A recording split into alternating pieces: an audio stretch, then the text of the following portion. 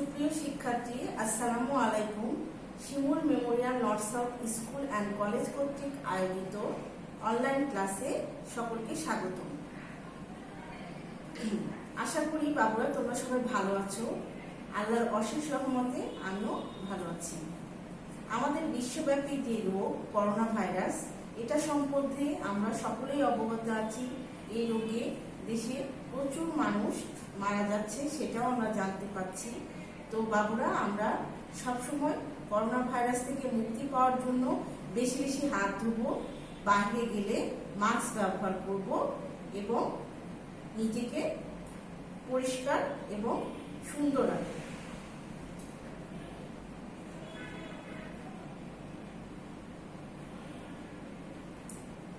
আমি আফরোজা বেগম রায়না দ্বিতীয় শ্রেণী ছোটদের পৃথিবী ক্লাস নিয়ে তোমাদের সামনে আজকে এসেছি। আজকে আমাদের যে অধ্যায়টা পড়াবো সেটা হচ্ছে কম্পিউটারের ব্যবহার ও উপকারিতা। এই অধ্যায়ের উপর আমরা আজকে ক্লাসটা নিব।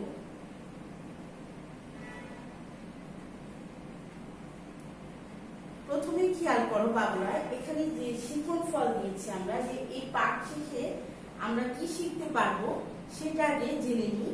যে কম্পিউটারের যে যাবতীয় কিছু আছে সেটা সম্বন্ধে আমরা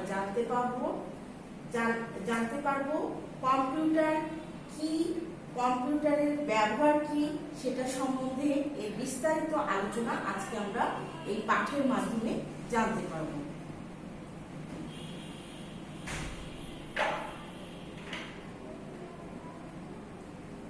দেখো বাবুরা, এখানে খেয়াল করো যে আলোচ্য বিষয়ে আমি কিছু পয়েন্ট তোমাদের সামনে তুলে ধরেছি।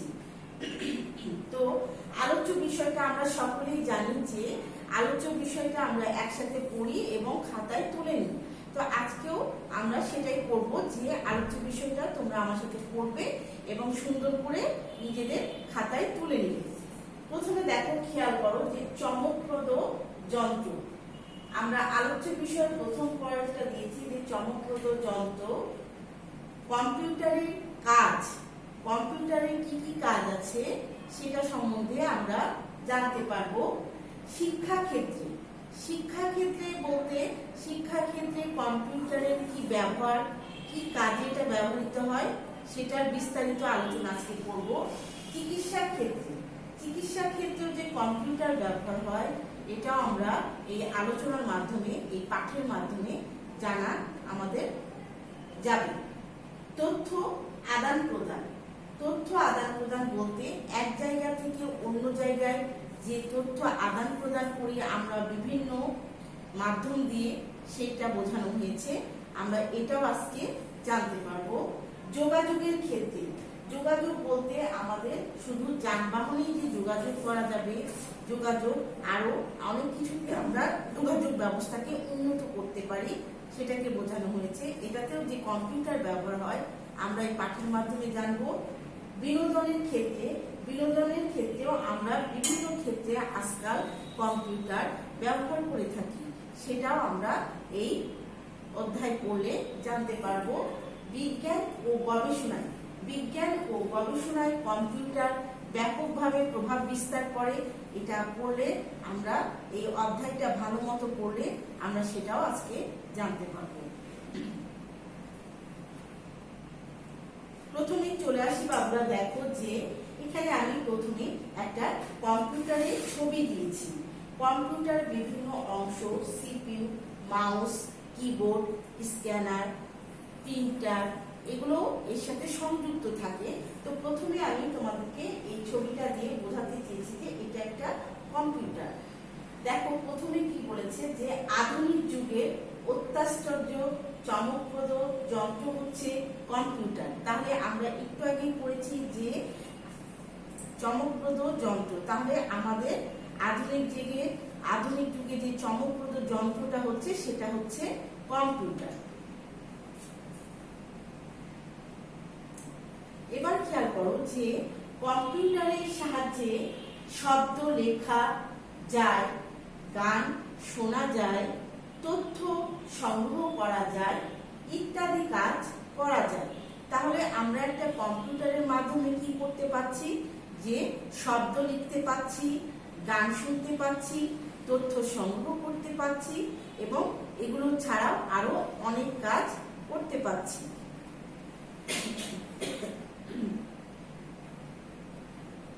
এবার দেখো যে কম্পিউটার শিক্ষার ক্ষেত্রে আমাদের কি কি উপকারে আসে সেটা আমি বিস্তারিত আলোচনা করেছি। প্রথমেই দেখো যে কম্পিউটার শিক্ষার ক্ষেত্রে অনেক উপকার করে।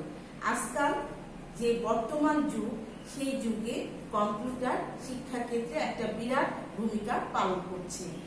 বর্ণ পরিচয় থেকে শুরু করে বিজ্ঞান, ভূগোল, ইতিহাস, অঙ্ক সবই খুব সহজে করা যায়। তাহলে আমরা কি জানতে পারছি বাবুরা, যে বর্ণ পরিচয়টাও আমরা কম্পিউটারের মাধ্যমে করতে পারি। এটা এটা এটা এটা থেকে শুরু করে আমরা বিজ্ঞান, ভূগোল, ইতিহাস, অঙ্ক এবং আরো অনেক জটিল সমস্যা কম্পিউটারের মাধ্যমে সমাধান করতে পারি।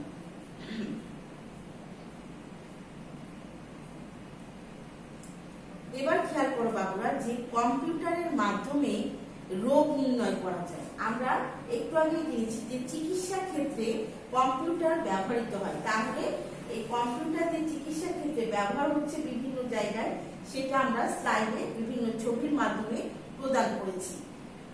দেখো কি লিখেছি, যে কম্পিউটারের মাধ্যমে রোগ নির্ণয় করা যায় এবং রোগীর বিভিন্ন তথ্য সংগ্রহ করে স্বাস্থ্য সেবা দেওয়া হয়। এখন এই কম্পিউটারের মাধ্যমে রোগ নির্ণয় করার পর আমরা রোগীকে কি করি, বিভিন্ন মেডিসিন দিয়ে থাকি।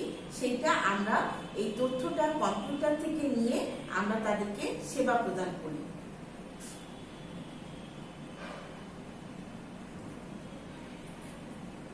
এবার দেখো যে ইন্টারনেটের মাধ্যমে যে কোনো তথ্য পৃথিবীর এক প্রান্ত থেকে অন্য প্রান্তে আদান প্রদান করা হয়। তাহলে ইন্টারনেট আমাদের জীবনযাত্রাকে কি করেছে, উন্নত করে দিয়েছে। আমাদের জীবনের প্রতিটি ক্ষেত্রে আজকাল আমরা ইন্টারনেটের ব্যবহার করে থাকি। তাহলে আমরা কি করব বাবুরা, আমরা একসাথে করি। তাহলে যে ইন্টারনেটের মাধ্যমে যে কোনো তথ্য পৃথিবীর এক প্রান্ত থেকে অন্য প্রান্তে আদান প্রদান করা যায়।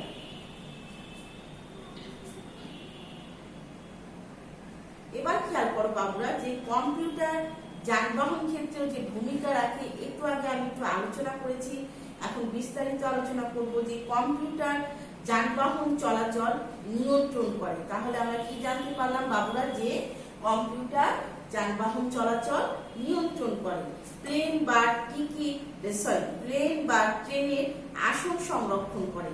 তাহলে আজকাল কি হচ্ছে, যে প্লেন বা ট্রেনের যে আমরা টিকিটটা কেটে থাকি, আগে পায়ে হেঁটে যে সেখানে যে লাইনে দাঁড়িয়ে আমরা টিকিট কাটতাম, কিন্তু আজকাল যে আধুনিক যুগ, এখন ঘরে বসে থেকেই আমরা কম্পিউটারের মাধ্যমে আমরা প্লেন বা ট্রেনের টিকিট সংগ্রহ করতে পারি বা টিকিট কাটতেও পারি অন্য স্থানে গমন করার জন্য।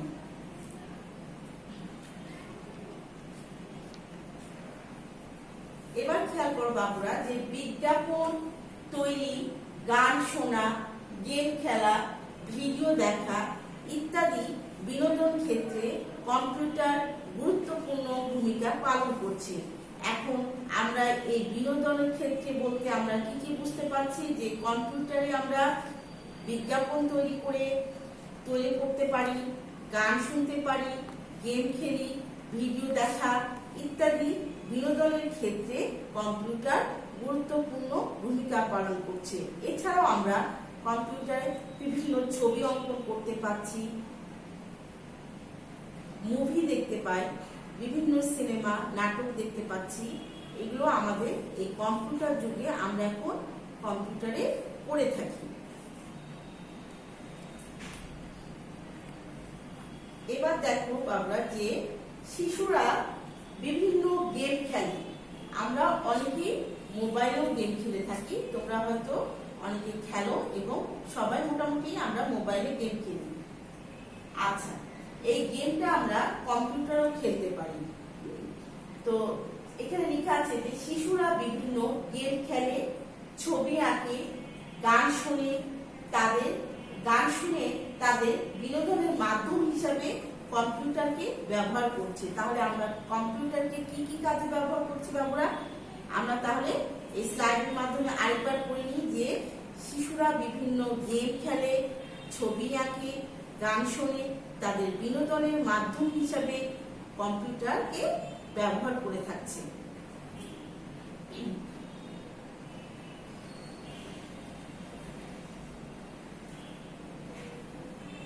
এবার দেখো বাবুরা যে আমি মূল্যায়নে তোমাদেরকে বরাবরের মতো আজকেও 4টা কোশ্চেন দিয়েছি। এই কোশ্চেনগুলো আমরা পড়ব এবং খাতায় তুলে নিব। মূল্যায়নের কোশ্চেনগুলো আমরা তুলে নিই। তাহলে প্রথম প্রশ্ন 1 নম্বরে আছে যে কম্পিউটার কি? কম্পিউটার কি?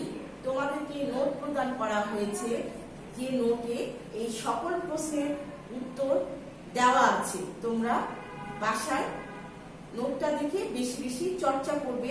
এখন আমার সাথে পড়বে। দেখো কম্পিউটার কি? কম্পিউটার কি আমরা একটু আগে পড়ে এসেছি যে কম্পিউটার একটি ইলেকট্রনিক্স যন্ত্র। আমরা কি পড়েছি বাবুরা? যে কম্পিউটার একটি ইলেকট্রনিক্স যন্ত্র যা মানুষের তৈরি। যা কি? মানুষের তৈরি। এটা হচ্ছে কি করে? এটা কার সাহায্যে চলে? এটি বিদ্যুতের সাহায্যে চলে। এটা কিসের মাধ্যমে চলছে? তাহলে যে বিদ্যুৎ এর সাহায্যে চলছে। 2 নম্বর প্রশ্ন দেখো যে শিশুদের বিনোদনের ক্ষেত্রে কম্পিউটার কিভাবে কাজ করছে। একটু আগে আমরা পড়ে আসছি যে শিশুদের বিনোদনের ক্ষেত্রে কম্পিউটার কিভাবে কাজ করছে।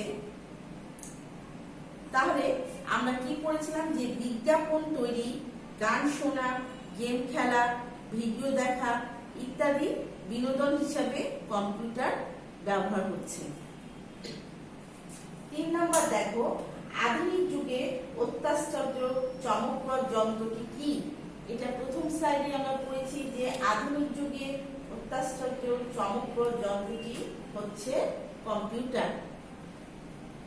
এবার দেখো যে কম্পিউটার কি কি কাজে ব্যবহৃত হয়।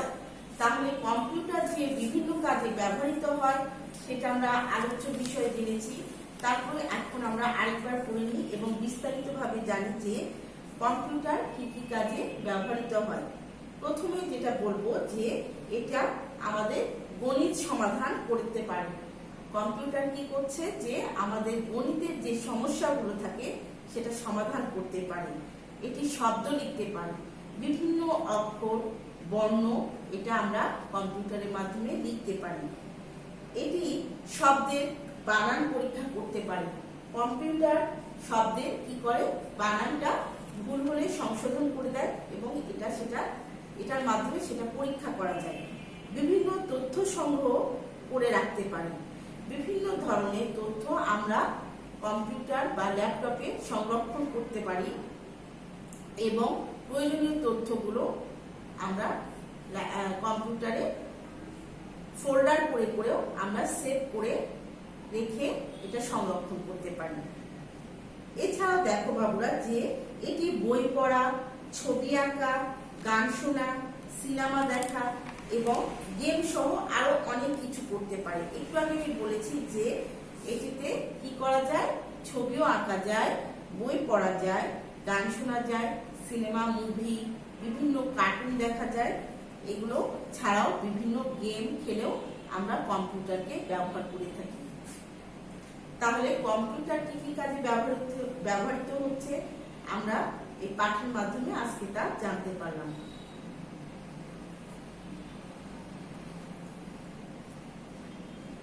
এবার খেয়াল করো বাবুরা যে আমি নেক্সট ডে টপলেস দিয়েছি।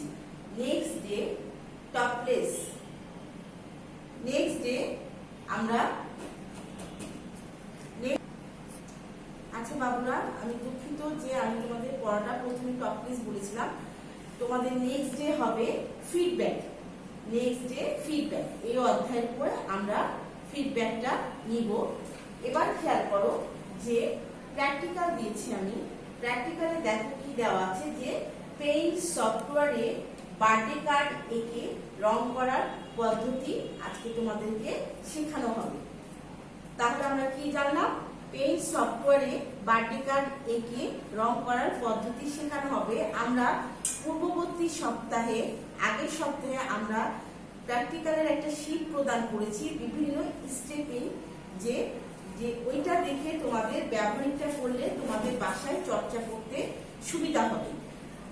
তাহলে আমরা চলে যাই বাবুরা ব্যবহারিকের জন্য। প্রত্যেকে আমাদেরকে খেয়াল করো। আচ্ছা বাবুরা, আমরা চলে এসেছি এবার ব্যবহারিকের যে প্র্যাকটিক্যালটা আমরা দেখলাম যে পেইন্ট সফটওয়্যারে বার্থডে কার্ড এঁকে আমরা আজকে রং করা শিখবো। তাহলে প্রথমেই দেখো যে আমাদের স্লাইডে স্ক্রিনটা আমি দেখাচ্ছি, যে মনিটরটা রয়েছে সেটা আমি ওপেন করে রেখেছি তোমাদের সুবিধার্থের জন্য। প্রথমে আমরা এখানে দেখো নিচে কর্নারে যে এখানে যে মেনু বাটনটা আছে ওখানে আমরা বাম বাটনে ক্লিক করব। বাম বাটনে ক্লিক করার পরে দেখো এখানে অল প্রোগ্রামস বলে একটা অপশন রয়েছে। সেই অপশনে আমরা এখানে search all programs and file এটা লেখা আছে। এখানে আমরা হচ্ছে পেইন্ট সফটওয়্যারটা আগে সার্চ দিয়ে নিব। প্রথমে পেইন্ট সফটওয়্যার সার্চ দিতে গেলে আমরা এখানে পেইন্ট লিখে নিব, তাহলে আমাদের চলে আসবে। দেখো বাবুরা আমি লিখছি, তোমরা খেয়াল করো। এখানে আমি পেইন্ট লেখার সাথে সাথে পিএ লিখতে লিখতেই দেখো উপরে আমাদের পেইন্ট সফটওয়্যারের যে ফোল্ডারটা অপশনটা সেটা চলে এসেছে। তোমরা প্রত্যেকে খেয়াল করো যে আমি ওখানে হচ্ছে মাউসটা ধরে রেখেছি। এখানে আমরা বাম বাটনে ক্লিক করে এটা ওপেন করে নিব। দেখো আমাদের এই পেজটা এখন ওপেন হয়ে গেছে। এখন আমরা এখানে বার্থডে কার্ড এঁকে আমরা রং করার যে পদ্ধতিটা সেটা শিখব। প্রথমে আমরা এখানে দেখো যে এই যে চারকোনার যে স্কয়ার একটা আমাদের দেখাচ্ছে, এখানে আমি ধরে রয়েছি মাউসটা। এটা রিট্রায়াঙ্গেলটা আমরা বাম বাটনে ক্লিক করে সিলেক্ট করে নিব। দিয়ে আমরা এই পাশ থেকে আমরা বাম পাশ থেকে ধরে এটাকে টেনে এভাবে বড় করে আগে আঁকিয়ে নিব। তারপরে এটা তো সিলেক্ট করাই আছে, আমরা আবারও এটাকে আরেকবার সিলেক্ট করে নিব। করে নিয়ে এর ভেতরে দেখো বাবুরা, এর ভেতরে আমি আরেকটা এইভাবে চারকোনা করে একটা আমি এটা চারকোনা করে আঁকাই নিব। প্রত্যেকে খেয়াল করো বাবুরা ভালো করে যে আমি এটা প্রথমে দুইবার ক্লিক করে এটা করে নিলাম। করে নেওয়ার পরে এখানে দেখো এখানে এই ওয়ার্ডে আমরা বাম বাটনে ক্লিক করব। এই ওয়ার্ড যদি আমরা ক্লিক না করে আমরা এখানে নিয়ে আসি তাহলে আমরা এখানে হ্যাপি বার্থডে কথাটা লিখতে পারবো না। তাহলে প্রথমে আমরা এই ওয়ার্ডে বাম বাটনে হাত দিয়ে ক্লিক করে সিলেক্ট করে নিব। তারপরে এর ভেতরে এসে আমরা এটাকে এই কর্নার থেকে টেনে এটাকে আমরা বড় করে এইভাবে আঁকাই নিব। যদি এটা দাগের বাইরে বের হয়ে যায় তাহলে আমরা এটা মাউসের মাধ্যমে এটা ছোট করে নিব। আশা করি বাবুরা তোমরা বুঝতে পারছো। তারপর ভালো করে খেয়াল করো, তোমাদের ব্যবহারিক শীট দিয়েছি সেটা দেখো। তোমরা বাসায় চেষ্টা করলে অবশ্যই ইনশাআল্লাহ করতে পারবে। দেখো এর ভেতরে আমি এখন হ্যাপি বার্থডে কথাটা লিখবো। এখন লিখতে গেলে প্রথমে আমরা প্রথম অক্ষরটা কি লিখি বাবুরা, যে বড় হাতে লিখি। বড় হাতে লিখতে গেলে আমি প্রথম সাময়িকে তোমাদেরকে শিখিয়েছিলাম যে শিফট ধরে অক্ষর লিখলে প্রথম অক্ষরটা বড় হাতে হয়। তোমাদের মনে আছে কিনা জানি না, কিন্তু এই কথাটা আমি বারবার বলতাম ক্লাসে যে শিফটে হাত দিয়ে যদি আমরা কোনো অক্ষর লিখি তাহলে দেখো বাবুরা এখানে বড় হাতে হয়ে গেছে। তারপরে আমরা লিখবো হ্যাপি, HAPPY হ্যাপি। তারপরে আমরা একটা স্পেস দিব। স্পেস দেওয়ার পরে আবার শিফট ধরব। শিফট ধরে যদি বি লিখি তাহলে বড় হাতের হয়ে যাবে। তাহলে আমরা বার্থডেটা লিখে নিব BIRTHDAY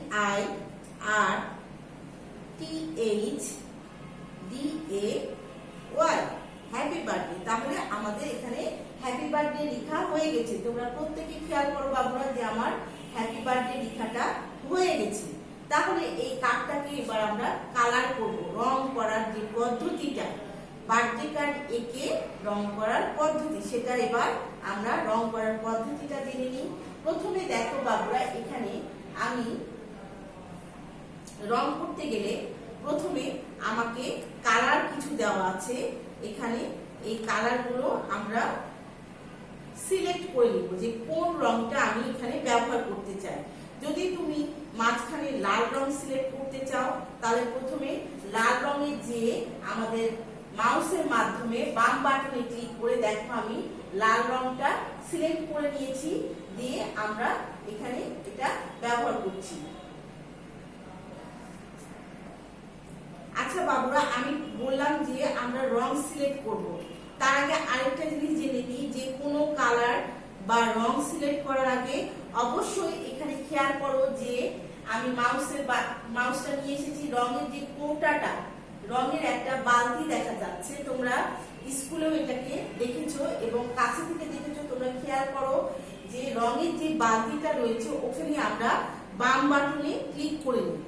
বাম বাটনে ক্লিক করার পরে আমরা এই লাল রংটা ভেতরে ব্যবহার করলাম। এবার এই বাইরের যে বর্ডারটা রয়েছে এটা আরেকটা রং ব্যবহার করার জন্য আমরা ধরো হলুদ রংটা সিলেক্ট করে নিলাম। সিলেক্ট করে নিয়ে আমরা এই সাইডে ব্যবহার করে দিলাম।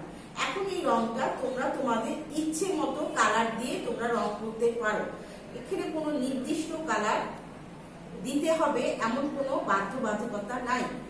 তাহলে আমরা বাবুরা কি শিখলাম আজকে, যে পেইন্ট সফটওয়্যারে বার্থডে কার্ড এঁকে রং করার যে পদ্ধতি আজকে আমি তোমাদেরকে শিখালাম। তোমরা বাসায় বেশি বেশি চর্চা করবে এবং যে তোমাদের নোটটা প্রদান করা হয়েছে সেটা তোমরা ভালো করে মুখস্থ করবে, পরীক্ষার জন্য ভালো করে পড়বে এবং বাসায় বেশি বেশি পুষ্টিকর খাবার খাবে এবং সুস্থ থাকবে। সকলকে ধন্যবাদ।